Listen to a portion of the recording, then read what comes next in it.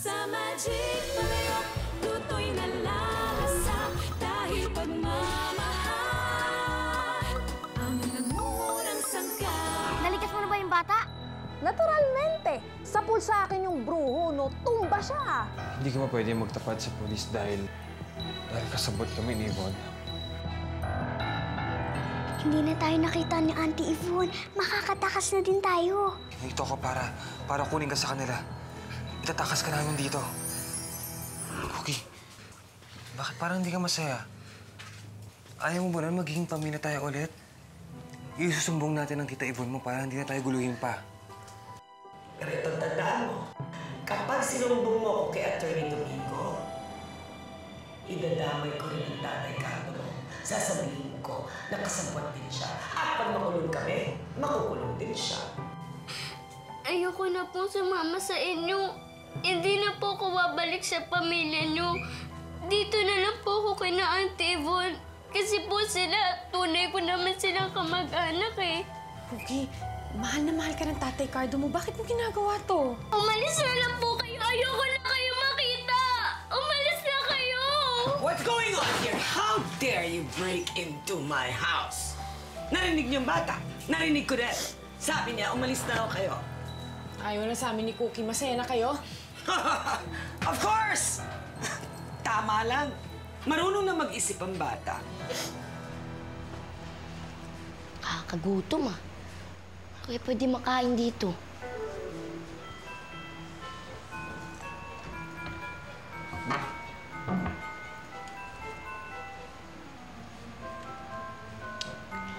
Ba naman to? Puro mga high-tech. Di ko alam gamitin.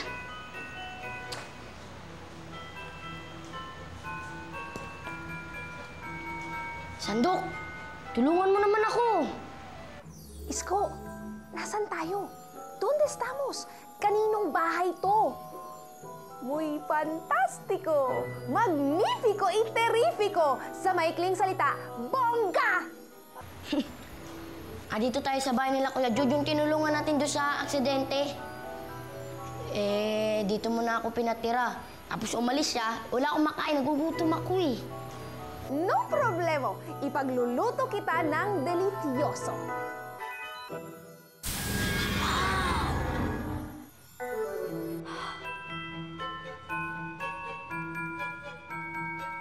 Cookie, I'm so proud of you. Tama lang yung ginawa mo. Pero ito lang masasabi ko sa'yo. If you cooperate at susunod ka sa lahat ng rules ko dito sa bahay na to, then wala na tayong problema. We will live happily ever after at magiging tahimik ang buhay mo dito sa mansyon. Okay? Be good now.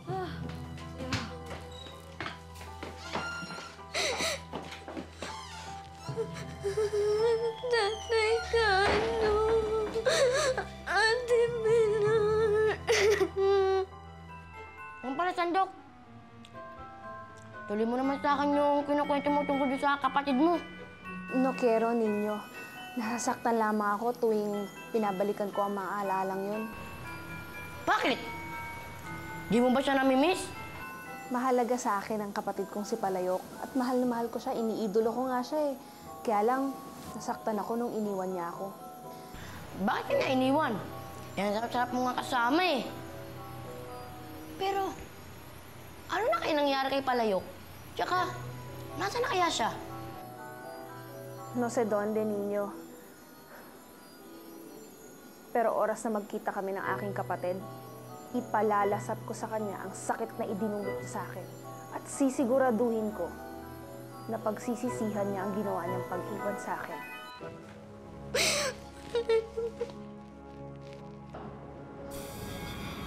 Yo no comprendo, niña. Bakit hindi ka pa sumama sa Tatay Cardo mo? Pagkakataon mo na makatakas dito. Bueno, ako na lang ang gagawa ng paraan. Gagamitin ko ang aking mahika para maitakas ka rito at magkasama kayo ng Tatay Cardo mo. Palayok, hindi mo ko naiintindihan eh. Talagang hindi ko ginawa sumama kay na Tatay Cardo. Kasi mas gusto kong ligtas yung pamilya nila. Si Nanay Glenda, tsaka si Anthony.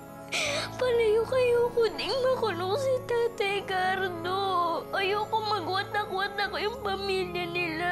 Entiendo. Ngayon naiintindihan ko na masakit ang desisyong ginawa mo, Cookie. Naranasan ko yan noon. Isinakripisyo kong magkasama kami ng aking kapatid na si Sandok. Dahil gusto ko makasigurong nasa mabuti siyang kalagayan. Pero mula noon, nagkawalay na kami.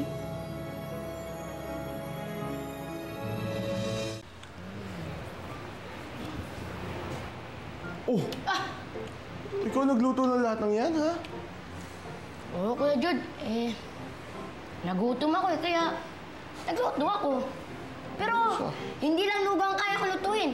Lahat yan, kaya ko yan. Niluto ko yan. Kain tayo. Ayan o. Ikaw, kakaiba ka rin, ha? Bilib na bilib din ako sa'yo kasi liit-liit mo pa. Dami mo nang kayang gawin. Ayos to, ha? Sarap, diba? Tanong ko nga sa'yo. Ano ba storya mo, ha? Asan ang mga magulang mo? Ulila na ako, Kuya Jude. Hindi ko na nakilala yung nanay at tatay ko.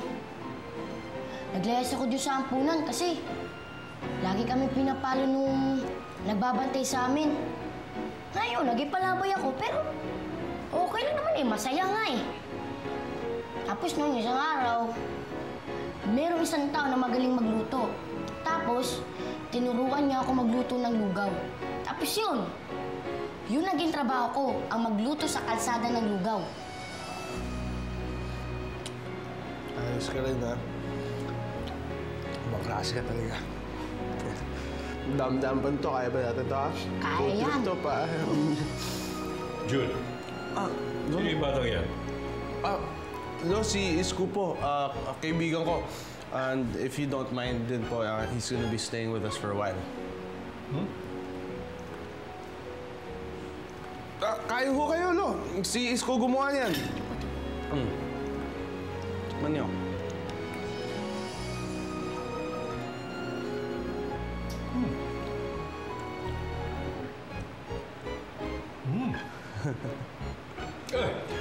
Hey, takbo. Welcome ka dito, iyo. Basta ganyan lagi ang lulutuin mo. Okay ka sa akin. Napakasama talaga ni Natasha. Alam mo, sigurado ako yung perang minana ni Cookie. Yan ang ginamit nila para bilhin yung restaurant na yun. She can't get away with this, Pilar. Kung inaakala ni Natasha na maano niya tayo dito sa pagbubukas ng restaurant niya, ha? Mali ang inaakala niya. Hindi niya tayo masisindak. Hindi niya masisindak tong restaurant natin. Pero teka, tama ba yung nakikita ko, Pilar? Di ba mga tauhan natin yun? Kitchen staff natin yun, ha? Ano ginagawa nila doon? Mga tauhan natin mga yan Alvin! Alvin! Alika nga dito! Sir. Ano ginagawa ng mga kasamaan mo doon, ha? Ba't nandun sila sa kabila kay Natasha?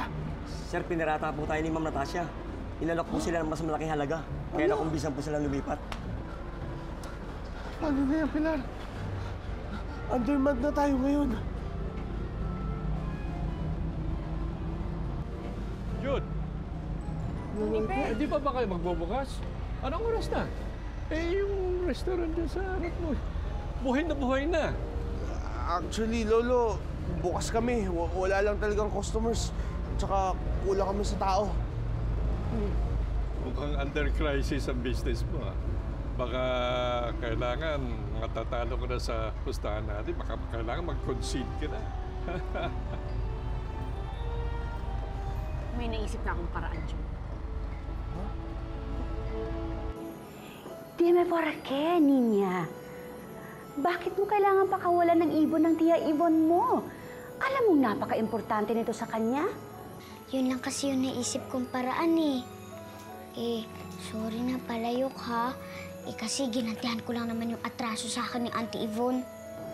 Cookie, hindi maganda ang naghihigante. Kahit pag-aano kasama ang tiyahin mo, hindi pa rin makatwiran ang ginawa mo. Kaya wag mo na itong uulitin. Entiendes? Sorry na po. Tama ka po, palayok. Mali nga yung ginawa ko. Dapat hindi ko na inintindi yung atraso sa akin ni Auntie Yvonne. di ko muna inisip yung mga ibon niya. Bueno, ang importante ay meron kang natutunang magandang aral, magandang leksyon sa nangyari. Buti na lang po nandyan ka, Palayok, para pagsabihan ako. Promise po, hindi ko na po ulit kita bibiguin.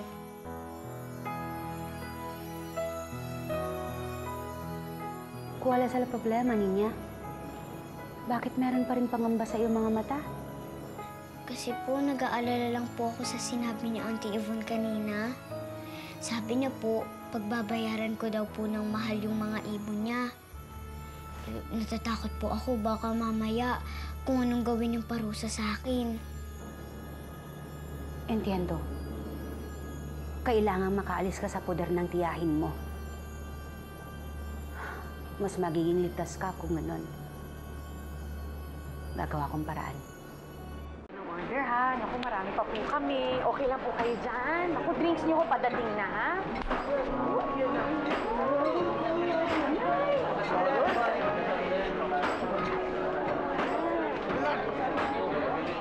Ano to? Ano ibig sabihin na to?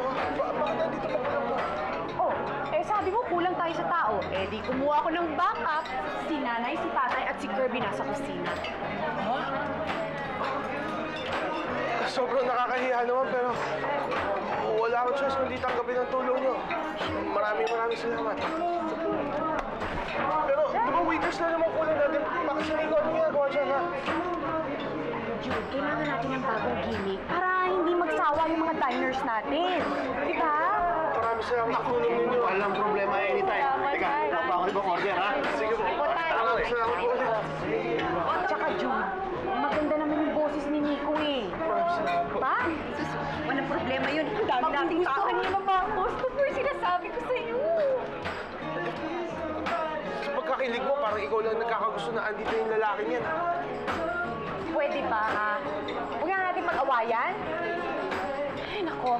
Alam kong hindi magaan ang loob mo kay Nico, pero kung gusto mo talagang matalo ang restaurant ni Natasha, mas kailangan mo ng kakampi kesa ng kalaban. Hmm?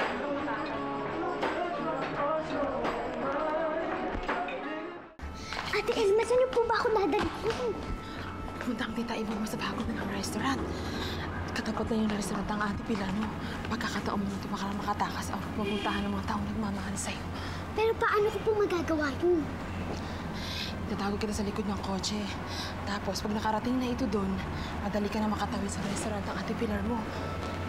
Oh, sige po. Kukunin ko lang po yung palayok at ibang gamit ko po. Wala nang oras, Cookie. Parating lang dito, Ivonne mo. Halika Hindi na. ko po pwedeng iwan yung palayok. Magtawag ka na sa likod ng kotse. Bilisan mo na. Hindi ko nga po pwedeng iwan yung palayok, Ate Elma. Hindi na importante. Yun ang mahalaga. Makatakas ka na dito. Halika na. Parating na sila. Bilis. Dali. Elma! Elma! Nasaan ka ba? Ay, nandito lang po. Andito ka lang pala. Pues, gusto ko, ipunin mo lahat ng gamit ni Cookie at itapon. Pagbalik ko, I expect to see them all in the basurahan. Naintindihan mo? Let's go, Anyok. Salamat. Oh! Saan galing tong sinigang na baka? Okay lang, ate. Di ba ikaw yung nagluto nito? Wala naman ako niluto ng sinigang na baka.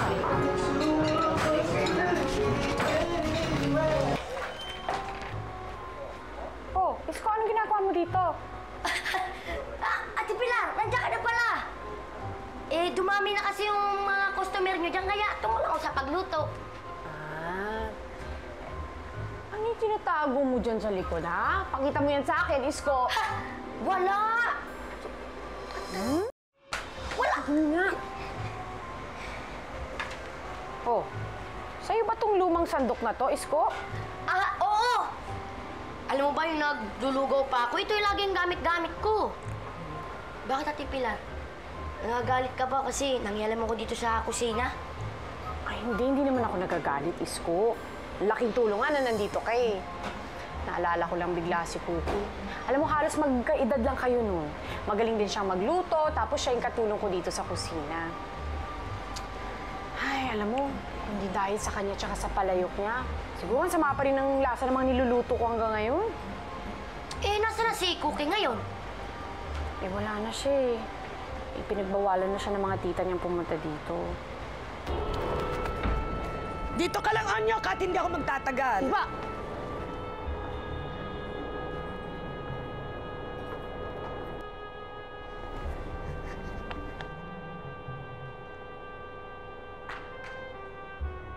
Ha? Basta magkita tayo mamaya. Dahil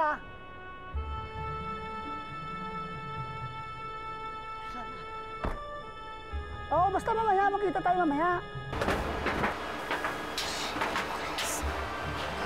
Saan ako dadaan? Uy, may hagdanan. Yun naman pala eh.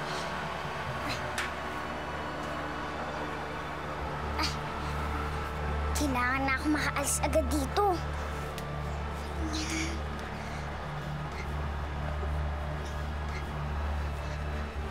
Bukas yung ito. Si Auntie. Looks like everything is in order. Yeah. Oh, bakit naman bukas ang pintuan ng storage mo? Natasha? Alvin, iniwanan yung bukas ang storage. Sarado mo na nga. Mamaya ko ano-anong mga labas dyan. Well, you know, I'm really sorry I couldn't make it to the opening of your restaurant. May ginawa kasi na naman kalokohan yan si Cookie. So what did you do to her? Did you break her bones? Did you feed her to the dogs? Well, I was actually thinking along those lines, but na-realize ko that maybe mas masakit para kay Cookie kung ipatapon ko ang mga gamit at alaala na iniwan sa kanya ni Isadora. Ginawa mo yun? Eh, umuwi na tayo because I want to see that girl cry because her precious stuff is gone. Oh. Tara. Okay, let's do that. It smells fantastic. Naku, paano na yung mga sulat ni Mama?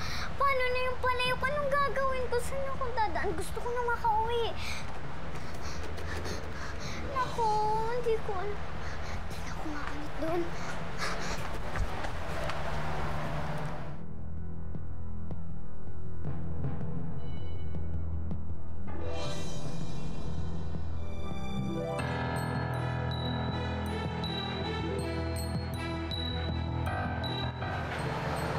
Naku, nakalak na din. Saan na ako dadaan? Ano ba? Hindi ba kayo magkakasundong dalawa, ha? Sawang-sawa na ako sa kaka-referee sa inyo tuwing nagkakainitan kayo. Pasensya na po kayo sa gagawin ko. Minsan lang to actually. Ngayon lang. So, gusto ko lang po sanang maghandog ng isang kanta para sa isang taong espesyal sa akin. Ba't man ako maaawa sa'yo? Hindi naman kita friend, no? Umalis ka